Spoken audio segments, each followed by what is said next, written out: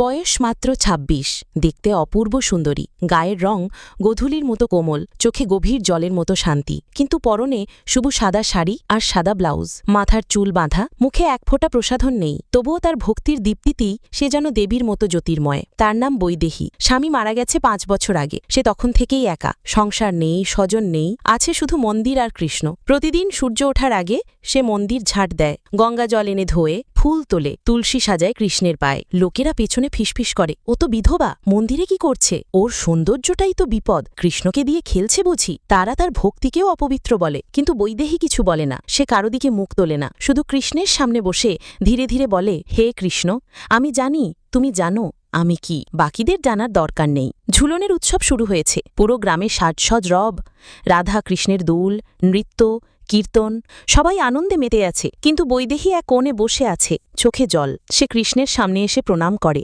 ভেজা গলায় বলে, হে কৃষ্ণ, যদি আমার প্রেমে এক বিন্দু সত্য থাকে, তবে মৃত্যুর পরে আমায় তুমি স্পর্শ করবে, তুমি ছাড়া কেউ না। তারপর সে আর কারো সঙ্গে কথা বলে না। রাতে সে ঘুমিয়ে পড়ে। পরদিন ভোরে উঠে সবাই দেখে বৈদেহীর নিথর দেহ উঠোনে পড়ে আছে, চোখ বন্ধ, মুখে শান্তি, যেন কৃষ্ণের স্বপ্নে ঢলে পড়েছে। কিন্তু তখনই আবার শুরু হয় সমাজের নিষ্ঠুরতা। সে তো বিধবা, কে দহ করবে? মন্দিরের ঘরেই মরেছে, পাপ হয়েছে, স্পর্শ করলেই পাপ লাগবে। পাণ্ডারা বলে, ও অপবিত্র, মৃতদেহ ছুলেও পাপ হবে। বৈদেহীর দেহ পড়ে থাকে এক ঘরে করে। চারপাশে নিঃশব্দতা। সূর্য ডুবে যায়, চাঁদ ওঠে, পশ্চিমের হাওয়ায় তুলসী পাতার ঘ্রাণ ভাসে। ঠিক সেই মুহূর্তে মন্দিরের ঘণ্টার শব্দ বাজে। সবাই চমকে ওঠে। মন্দির থেকে ধীরে ধীরে নেমে আসে এক অজানা যুবক, সাদা চাদরে মোড়া শরীর, চোখে প্রেমের দীপ্তি, কপালে চন্দন, কাঁধে বাঁশি। সে ধীরে ধীরে বৈদেহীর দেহের কাছে এসে দাঁড়ায়। সবাই চুপ। সে বৈদেহীর দেহ কি কোলে তুলে নেয়।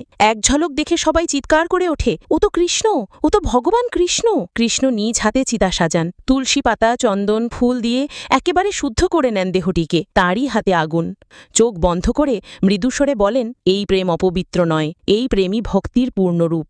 চিতা জ্বলে ওঠে, আকাশে বাজে বাঁশির সুর, বাতাসে ভেসে আসে তুলসী পাতার ঘ্রাণ। পেছনে ঝুলনযাত্রার দোল থেমে গেছে। পুরো গ্রাম স্তব্ধ। এক অপমানিত ভক্তার শরীর ভগবানের ছোঁয়ায় চিরতরে শুদ্ধ হয়। যে প্রেমে সমাজের অপমান ছিল, ভগবানের কাছে সেই প্রেমই ছিল পূর্ণ ভক্তি। ভিডিওটি ভালো লাগলে লাইক করো, শেয়ার করো আর চ্যানেলটি সাবস্ক্রাইব করতে ভুলো না। আর কমেন্টে লিখো, জয় শ্রীকৃষ্ণ।